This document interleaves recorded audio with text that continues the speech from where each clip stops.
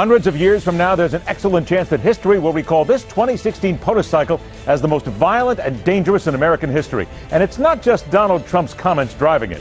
This goes deep into professional rioters and movements seeking to hijack the process. It's memories of Chicago 1968 that have people fearful of what might happen. And one group, journalists, already targets around the world for violence and taking steps to ensure their safety in Cleveland. There's a group of automakers who say all they want is better safety for you with self-driving cars. But the car coach is here with the reality of why they're pushing the idea and how it will benefit them in the long run. And we have finally reached a singular point in this long run of the presidential campaign. We've gone into full food shaming mode. And there's nothing we can do about it. We are in control, the only show that doesn't pick favorites or scream what amounts to stale sustenance. I'm Ed Berliner. This is The Hardline for Friday, April 29th, 2016.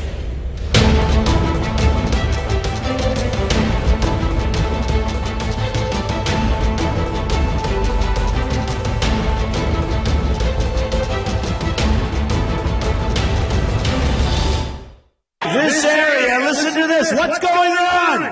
This area, crime has increased 33% in the last year. What the hell is going on? I know what's going on. Man, that's terrible. So these are all horrible numbers, depressing numbers. The hell with them, okay? Because we're going to make it better. Let's get right to the bone here, okay? Donald Trump needs to take some responsibility for the uptick in violence at his rallies.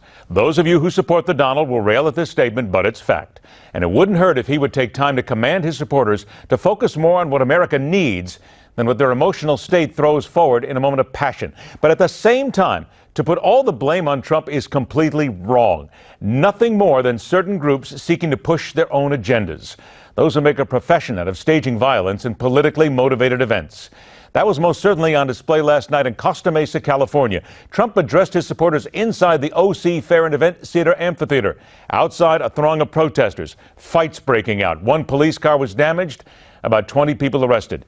If the hammer needs to fall on Donald Trump for inciting violence, it needs to fall just as hard on those who make it their career to incite crowds. People such as those involved in the group MoveOn.org and liberal billionaire George Soros, who has openly discussed his support for the rioters in Ferguson, Missouri, and other places, and would seem to be not shy at all about spending his money to disrupt anything with a Republican logo on it. Of course, let's make one more thing clear. Dirty tricks are not exclusive to one party. We begin there by welcoming back the best-selling author, chairman, and CEO at Patriarch Equity, who has not chosen which candidate to support yet, Eric Schiffer, joined by the editor at Red Alert Politics, Ron Meyer. Gentlemen, thanks so much for joining us. And Ron, I'm going to come to you first on this one, because here we have the event that happened last night in California. Is it not fair to say that the media, everybody, needs to stop focusing solely on Donald Trump and calling him out for comments he makes? We cannot give a pass to Soros, whomever is involved here. But these are professionals that are looking to hijack the process. We've got to start calling them out, and we've got to start making them part of the issue. Absolutely, and these are the types of people that have protested political events before. Now, I'd say in the past, Trump has incited some of these protests and encouraged them. This last time, I don't really know what he's been doing lately to incite protests. He's been actually talking a lot more pragmatically, so I'm not really sure why these people are so upset. The one thing I'll say is they were chanting, "Bernie, Bernie, Bernie," and yet I have not heard anyone in the media call for Bernie Sanders to apologize for what happened. Well, but wait a minute. Let me stop you there. Hang on one sec, though. Let's be fair, though. You can go and scream Bernie. You can scream Ron. You can scream Eric. You can scream Ed Berliner if you want at a rally. And it doesn't necessarily mean that you're being paid by anybody here. So come on, Ron. Right. You can't just say that this is Bernie Sanders' people, correct? You just got to let me finish my thought, right? Okay. So if the media is going to blame this on Donald Trump, they could just as much blame it on Bernie Sanders. The problem is exactly what you said, Ed, is that no singular person is to blame. It is the protesters. It is the people who commit violence themselves. Now, I think you're right. As a system, as people who are participants in the system, we should be trying to, I think, build an America where we can have sane discussions with each other without having to, cause violence, hurt police cars, break windows, make personal property damage. There's no reason to be doing that. in America. And I don't think Donald Trump or anyone else who's running for president is doing anything to call for that sort of violence. Eric, these are crooks and thugs at the end of the day, no matter how you slice it here. We're looking at some of the video here right now of the damage that they did outside the amphitheater last night. If it's Move On, if it's Occupy, if it's whomever it is, Eric, don't we need to then start going after the people who are putting the money behind these people? And George Soros is one of the guys who frankly says, sure, I'll take my money, I'll throw it at Ferguson, Missouri, I'll put it behind these people. If you're inciting it, if you're funding it, you're part of the problem. That almost sounds criminal. Well, look, we don't know specifically what percentage of that group was funded by any of these counter groups. What we do know, and my belief is, I think it's very counterproductive, actually, to their campaign if it is funded by the other side, because what we learned in California when they tried to pass Prop 187 was people were, they were throwing up Mexican flags and there were a lot of protests. It hurt them. It actually caused the passage of 187, which was anti-immigrant, to actually be pushed through. And so I'm not sure that this actually helps the Democrats if they are behind it. I think it actually can be counterproductive because it highlights the whole immigration issue. And frankly, there are a lot of people that are really upset about it. Getting to your point then, and let me just bring one other thing in here. We talk about things back in March. There were Craigslist ads that were offering protesters $15 to crash a Donald Trump rally. If we're going to go after these people, don't we need to go after, find the source? Again, if it's Soros, if it's anybody out there, we need to start looking at these people as part of the criminal element that has been thrown into this political process. And it's nothing new. I mean, we've seen this before. Professional disruptors have been around since revolutionary times. Well, look, anyone that's breaking the law, I think, should be dealt with. And frankly, if there is some coordinated effort like what you're alleging, and certainly has been journalized, then sure, it should be highlighted. But I think there also are some legitimate individuals that are upset, and for whatever they may perceive to be a racist set of comments, I think certainly Republicans that are supporters of Donald Trump don't perceive it that way. But your point is well taken. There's a bigger, I think, overriding point in all of this, which is, will this really hurt Donald Trump long term, certainly in terms of the general election? I don't think so. I think that you can have a lot of protesters. I don't think it really will make a huge difference. And I don't think you have to in any way consider Donald Trump to be responsible for this. I think they're trying to do things to keep people safe.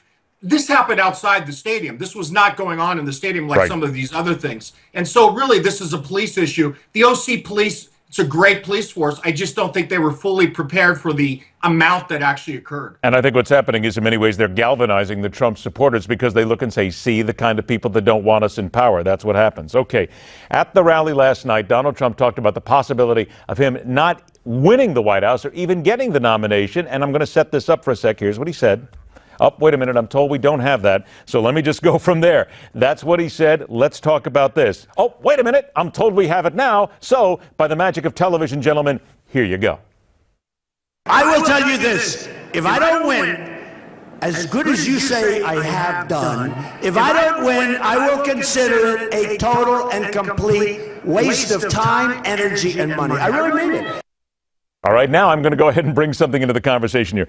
Hey, Ron, let's talk about this. What may stop him from getting the nomination is how Donald Trump is perceived in talking to women.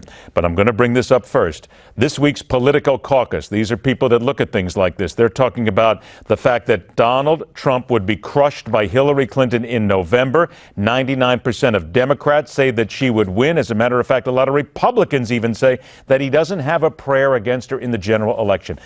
Look, Ron, I get it. These are all numbers. But when has it come time for the Trump campaign to start taking these things seriously and say, we can't just keep sloughing this off anymore? We got a problem here that we got to deal with. Well, I think you're right. He does have a problem. And frankly, so does Ted Cruz. Tell me how Ted Cruz is going to win Virginia, Ohio. I have no clue, especially with Carly as his vice president. Well, but there's also talk that he might be able to steal the Virginia delegates coming up this weekend. That's another issue altogether. Go ahead. Well, Virginia delegates is one thing. Virginia in the general election with a lot of federal employees around the Washington, D.C. suburbs is another. Ted Cruz, I think, has a really tough path to winning the presidency if he somehow games this convention. But here's the thing. I think Donald Trump is probably, I didn't think so just a week ago or 2 weeks ago, but Donald Trump, because he had such a tremendous sweep, winning more than 95% of the delegates in the Northeast this last week, that he is on the path to 1237. And if he's really close and they deprive him of it, it's going to be a really rough time. But that's What not the Trump point, though. has to That's not do- the point, though, Ron. The numbers say that he will still get crushed by Hillary, regardless. Right. And that's why, so just like Cruz came out with somebody to be his VP pick, I'm not sure it would be a terrible idea for Trump to do the same thing. I mean, Trump's the actual guy in the lead, so maybe he should come out with somebody. And whether it's soon or at the convention, the person he picks, I think, will say a lot about who he's trying to get to, whether it's millennials or women or people in swing states. And so he has to do something creative with his VP pick, whether it's Governor Susana Martinez, Marco Rubio, Kasich. He Gotcha. has to pick someone who's going to help him with his deficiencies. Gotcha. Wouldn't be a bad idea to fire right back. 45 seconds to you then, Eric. Hillary Clinton now issues her own woman card that's out there right now, basically taking shots at Trump. But again, it comes down to this. Sooner or later, these numbers are going to catch up with you, and you've got to get ahead of it. Well, I think there's a couple things that are going on. One, we've seen really bad, unfavorable numbers, but we've also seen a lack of correlation between that and people that actually vote. So I don't know whether there's the direct correlation that used to exist in politics this year. Second, he's really leading a movement, and this movement is huge. This is a big underlying trend that's going on, which is anti-establishment across the board on both sides. And frankly, with women, absolutely. He's got to have a vice president that's a woman, but I think he has to go even further. He's got to bring out women from the past that work for him at every level, from the ground floor all the way up to the top senior executives. And I'm going to stop you there, family needs to unfortunately, come because out. we're all out of time. But you're right. And I want to say, by the way, Eric, you get points for using the word huge, which I'm sure Donald will be very happy about, as a matter of fact. Eric Schiffer, Ron Meyer, gentlemen, thanks for joining us. You want something governmental to war about? How about your elected officials making you pay the same thing several times over with your tax bucks? Next on The Hardline.